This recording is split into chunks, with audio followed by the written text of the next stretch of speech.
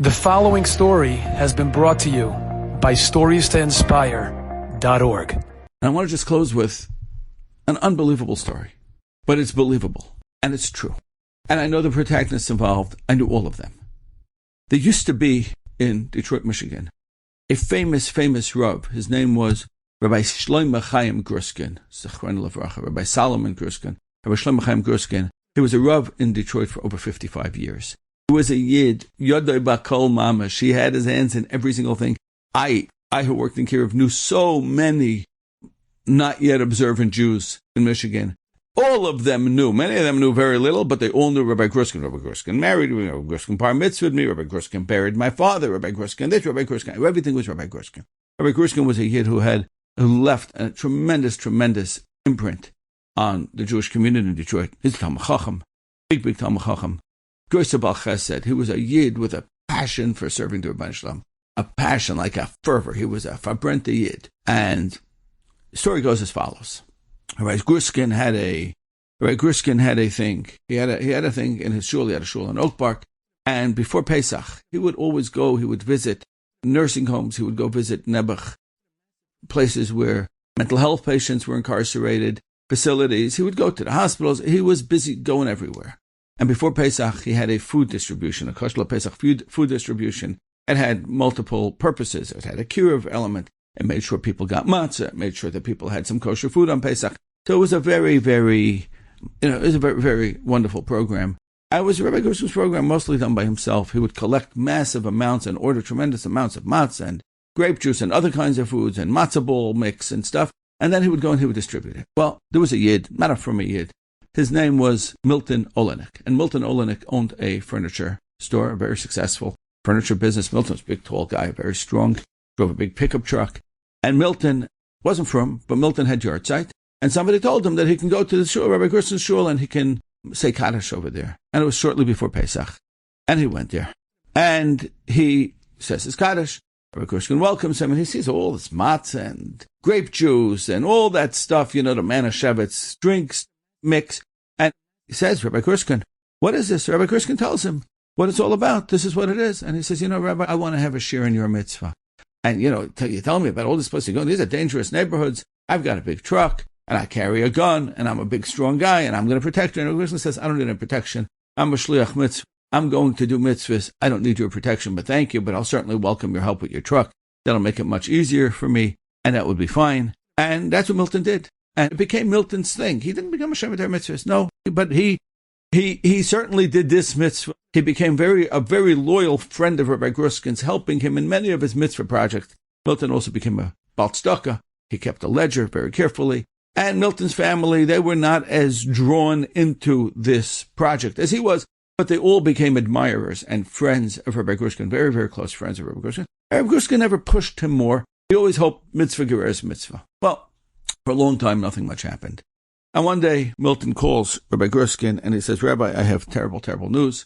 He was at Sinai Hospital. Sinai Hospital was the Jewish hospital in Detroit. He says he was just told that he has non-Hodgkin's lymphoma on his pancreas. Rachmana litzlan.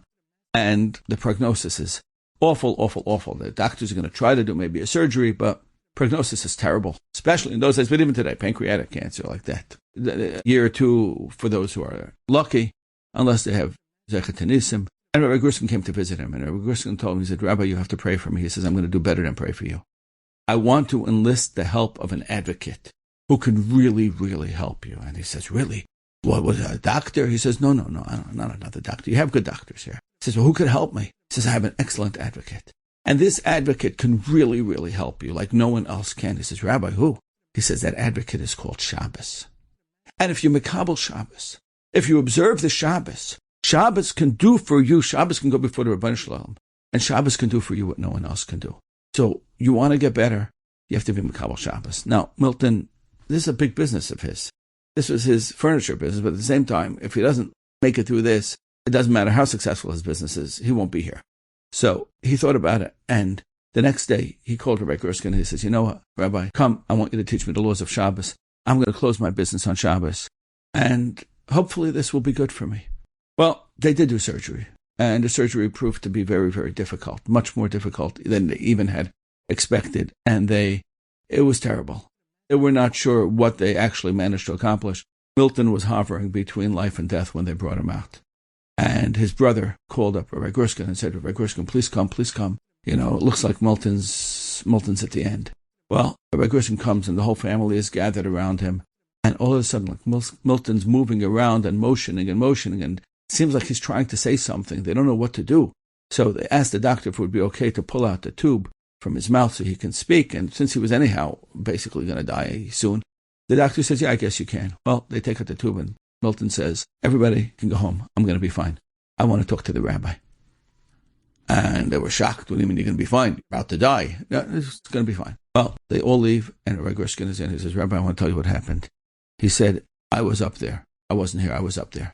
And there was a whole schmooze back and forth. Some were saying, I have to die. Some were saying, I can live.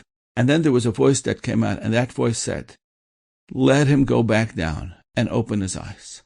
And if Rabbi Gruskin will be there, then he can live.